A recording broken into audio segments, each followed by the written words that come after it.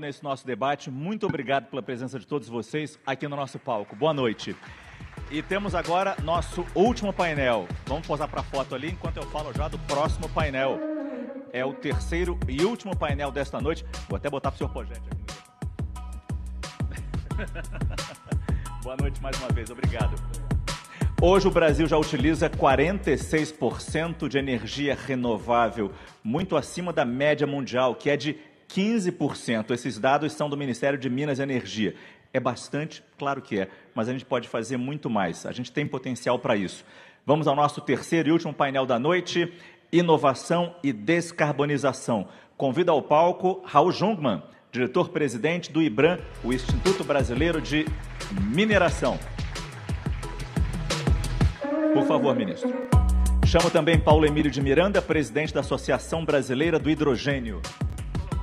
Bom tê-lo aqui, por favor. Nessa cadeira aqui, ó. Muito obrigado. Chamo também ao palco Rafael Tello, diretor de sustentabilidade do Grupo Ambripar. Prazer. E, para encerrar, Jean Rodrigues Benevides, diretor de sustentabilidade e cidadania digital da Caixa Econômica Federal. Boa noite a todos. Podem sentar, por favor. Eu começo com, e é reflexo, chamar de ministro Raul Jungmann, por causa de tantos cargos importantes pelos quais já passou do governo. E aí é muito interessante, porque, de novo, parece uma contradição falar de transição energética, falar de algo mais limpo e estar trazendo um representante do setor de mineração. Mas a gente não se dá conta se para o carro elétrico é preciso minerais para fabricar as baterias.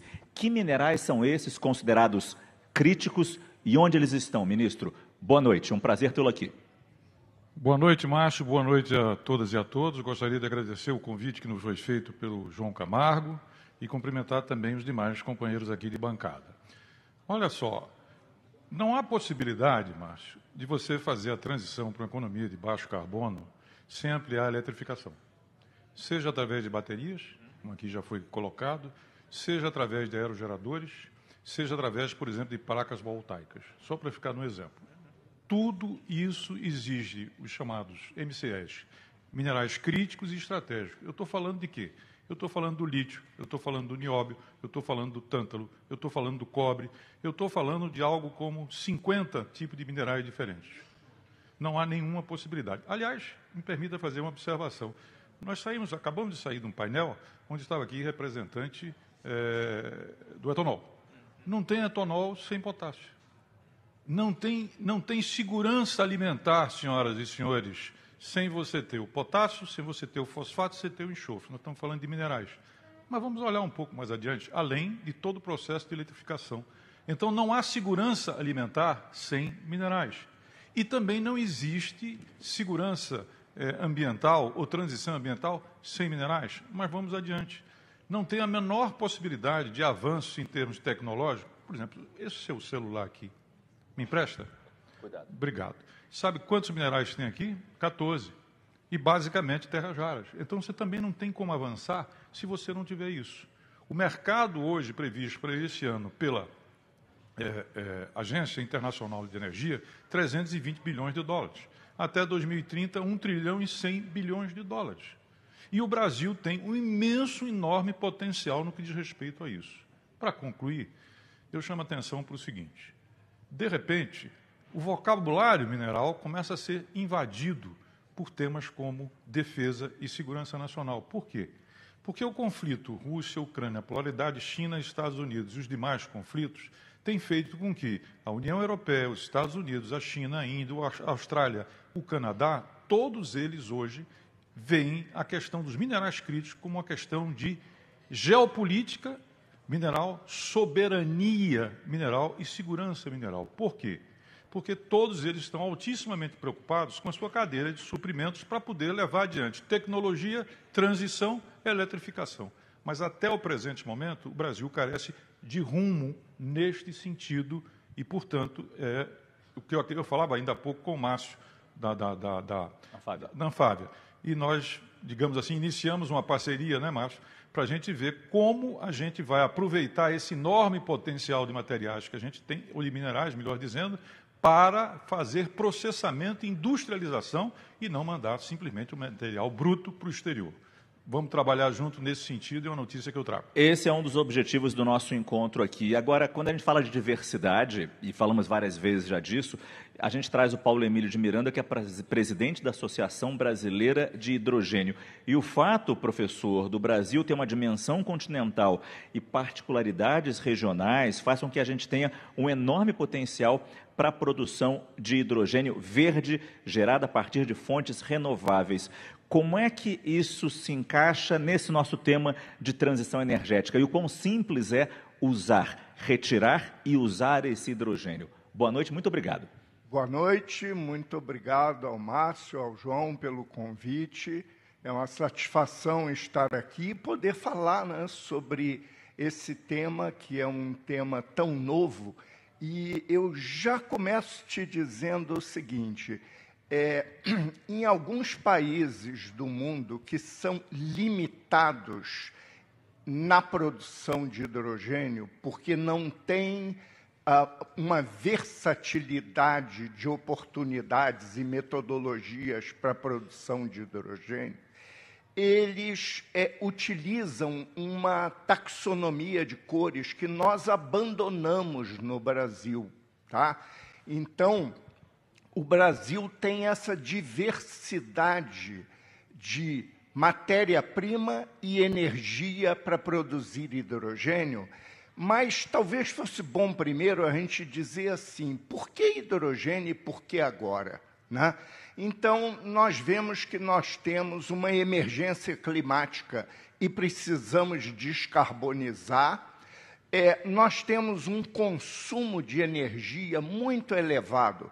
Vou dar um exemplo aqui para você. A gente mede a quantidade de energia que a gente consome no mundo em hexajoule. Um hexajoule tem a energia contida em 170 milhões de barris de petróleo. O mundo hoje consome 600 hexajoule. Então, é uma quantidade muito grande de energia, população crescente, e nós verificamos o seguinte, pensa bem, qual era o combustível que nós tínhamos há muito tempo atrás? Era a madeira. Depois da madeira, nós passamos a usar a madeira e o carvão. Depois de madeira, o carvão, o petróleo, e depois o gás natural.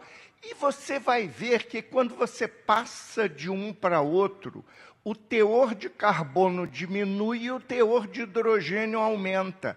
Naturalmente, nós estamos chegando no combustível que é para agora e para o futuro e é descarbonizado. Professor Valadão, professor Paulo Emílio, chefe do laboratório de hidrogênio na UFRJ. Então, daí esse tom professoral tão rico para a gente, para nos ensinar realmente isso. Mas eu falo agora com o Rafael, diretor de sustentabilidade do grupo Ambipar. Rafael, entre as potencialidades do nosso país, e a gente está falando disso o tempo todo nesse nosso debate, muito se fala em como a gente pode lucrar com o mercado de carbono. E eu queria pegar com você exatamente isso, para nos explicar como está essa discussão hoje e o quanto o Brasil já lucra, já fatura, ou deixa de lucrar, ou deixa de faturar, ou mais. Apresente também os riscos desse mercado de carbono, por favor. Boa noite. Boa noite. Obrigado pela pergunta, obrigado pelo convite, obrigado ao João. Boa noite a todos. Bom, eu acho que o primeiro ponto que é importante, Márcio, da gente destacar, é que o mercado de carbono, a gente sempre tem que lembrar que ele é uma parte muito pequena do nosso desafio, que é o desafio da descarbonização. A gente precisa pensar, e as grandes oportunidades, tanto para as empresas quanto para o país, estão na nossa descarbonização. Eu gosto muito de uma frase que coloca que o Brasil ele é uma cápsula, a gente pode olhar ele como uma cápsula do tempo.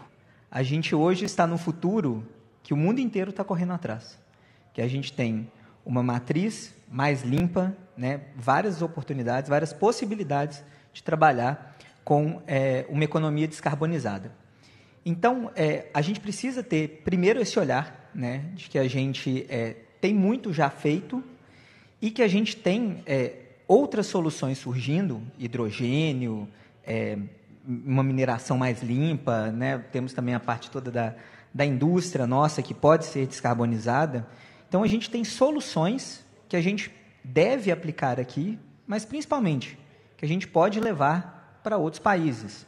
Tá aí um dos pontos mais importantes quando a gente pensa na COP no ano que vem, que é uma oportunidade da gente mostrar que o Brasil é um país referência e que ele é referência porque a gente criou muitas soluções aqui dentro que a gente pode ajudar outros países também a desenvolverem.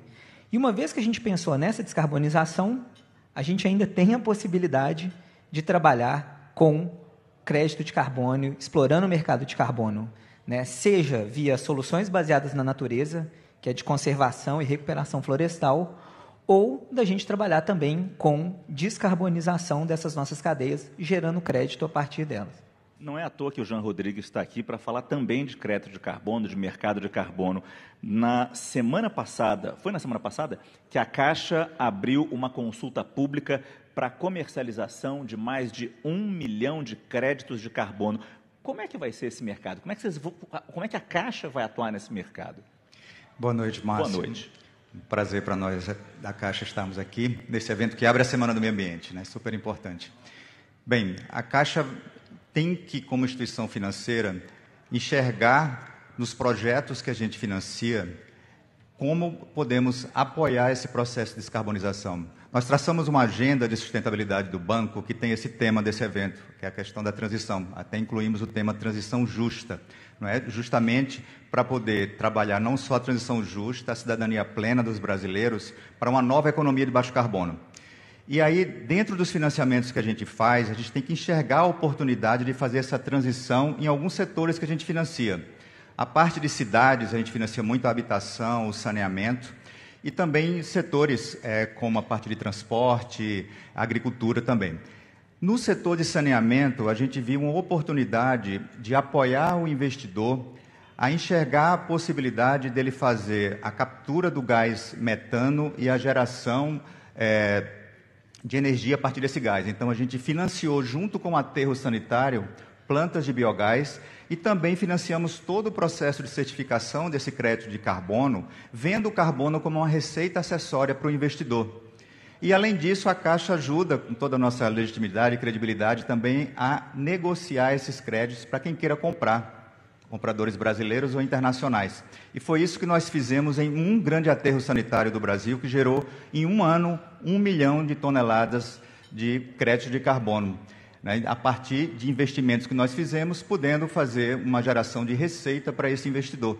Tá? Então, são oportunidades como essa que esse mercado de créditos, tanto o regulado que está por vir, como o mercado voluntário, também oferecem para empresários e para instituições financeiras também, como a Caixa, que tem esse compromisso com a sua agenda. O senhor Jean Benevides fala de uma transição justa. E aí eu volto para o senhor, ministro, para me falar sobre essa mineração.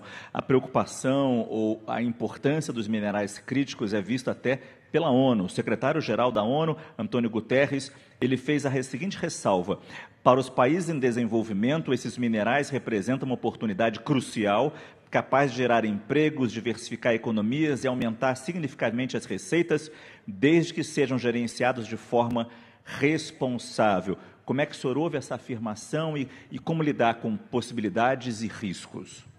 Começando pela questão da responsabilidade, nós somos o primeiro setor a fazer um inventário sobre produção de carbono, emissão de carbono. Nós fizemos na semana passada, acabamos de fazer isso. Nós assumimos um compromisso com a preservação da Amazônia. No ano passado, realizamos o primeiro encontro internacional, conferência internacional sobre a Amazônia e novas economias, e vamos fazer novamente, com todos os setores, participação de comunidades indígenas, ambientalistas, militares lá dentro, para buscar essas soluções que tem lá dentro.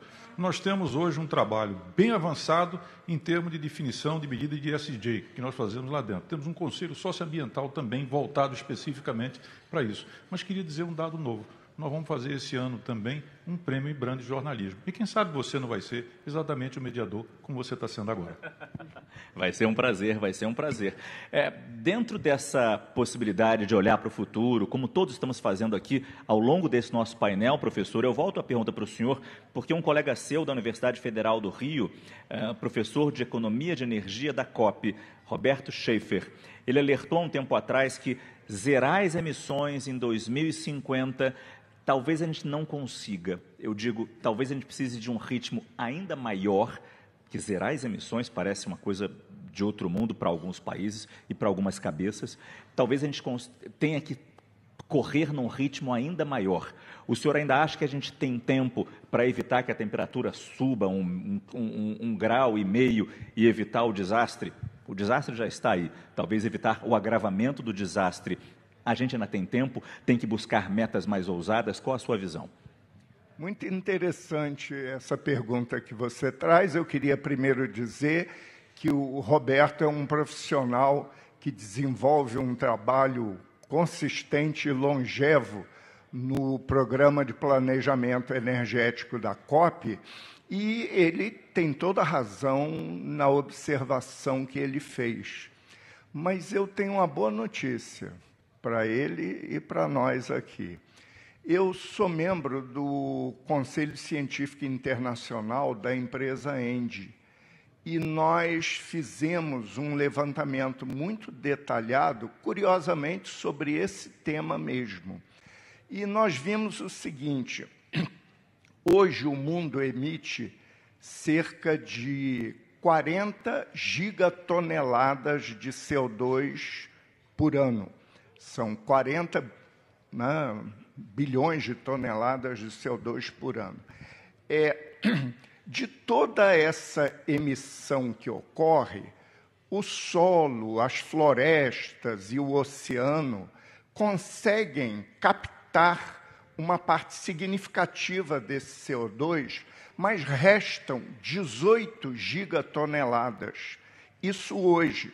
Como nós temos um processo de descarbonização no mundo, quando nós chegarmos em 2050, nós ainda teremos 10 gigatoneladas de CO2 não abatidas. E aí que nós fizemos um levantamento de 13 métodos diferentes para abatimento de CO2, alguns baseados na natureza e outros métodos inovadores de engenharia. E chegamos à conclusão que, tecnicamente, é possível eliminar esses 10 gigatoneladas de CO2 que restarão em 2050. Ou seja, nós temos tecnologia disponível, nós poderemos implementar essas técnicas, basta que as decisões e os investimentos sejam tomados e feitos com esse objetivo. É que a cada COP, e Rafael talvez concorde comigo aqui, a gente tem metas, a gente tem que seguir as metas, os prazos. Como é que a gente chega nesses cálculos, Rafael? E até que ponto a gente tem que, apesar da boa notícia do professor e confiando no professor, mas até que ponto a gente tem que recalcular isso e traçar novas metas a cada COP, especialmente na próxima COP, a próxima do ano que vem, eu digo, aqui no Brasil? Bom, a gente vem trabalhando e cada vez mais as empresas estão olhando para as metas baseadas na ciência. Então, a gente pega o objetivo de Paris, da gente conseguir limitar o aumento da temperatura média do planeta em 1,5 grau, né? E a gente divide isso para as diferentes cadeias produtivas. E isso é importante porque a gente não pode deixar que aconteça igual aquela conta de bar de turma, que cada um vai pagando a sua parte e chega no final ainda pode sobrar um tanto, né? E a gente não pode ter esse risco. Então, a gente precisa desse olhar dos escopos 1, que é o próprio, o 2 e o 3, que é na cadeia de valor, tanto de fornecedores quanto de clientes. É importante que cada vez mais empresas e cadeias, como o ministro colocou aqui, tenham essa visão e entendam quais são seus objetivos que vão realmente contribuir para esse limite de aumento. E aí o que é interessante é que uma vez que a gente tem essas metas, o que a gente pode fazer é olhar o custo de cada uma dessas possibilidades.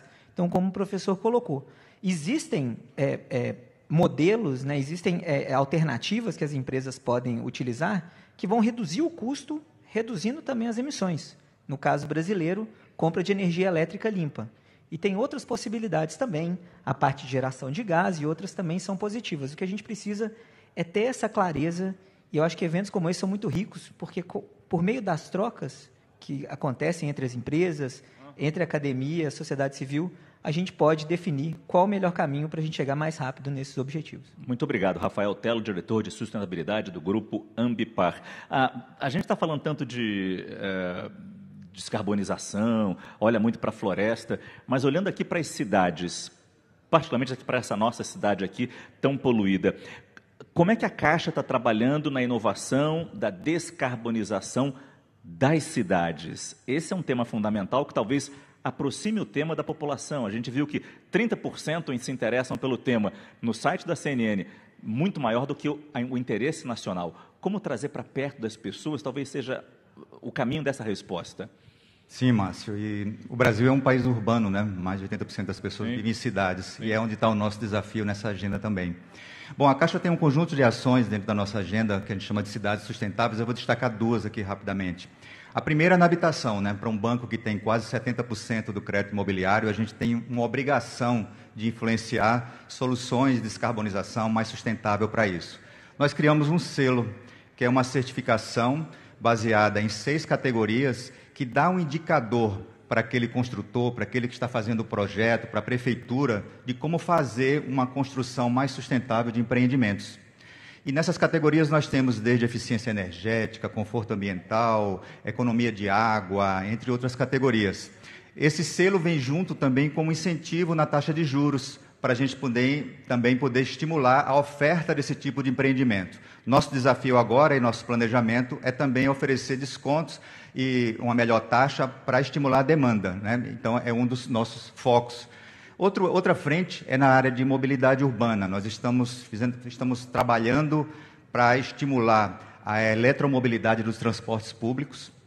Nós sabemos que o Brasil, a parte de queima de combustíveis fósseis na área do transporte, ela é muito significativa e a gente está, inclusive, desenvolvendo uma linha em parceria com o Banco Mundial para ajudar os municípios, que já temos uma demanda de quase 3 mil ônibus elétricos declarada pelos municípios, tá? e cerca de 11 mil até 2030. Então, a gente precisa pensar soluções de financiamento para ajudar as cidades a ter um transporte público mais limpo, com menor emissão. E isso faz parte do processo de descarbonização, onde a gente também quer estimular, oferecendo modelos de negócios, linhas incentivadas para as cidades e para o setor privado que investe nesse setor. É uma das frentes. Gente, muito obrigado. Com um ligeiro estouro, encerramos aqui o nosso terceiro e último painel da noite. Muito obrigado pela presença de todos, a discussão foi excelente e agradeço principalmente a vocês que estiveram aqui em São Paulo presencialmente ou assistindo a gente através do YouTube, das redes sociais da CNN Economia. Esperamos outros debates assim, aprofundados, com questionamentos, com divergências, mas que tudo se resolva no jantar, numa conversa e quem sabe a gente cresça numa direção melhor. Boa noite a todos e até a próxima edição do CNN Talks. Gente...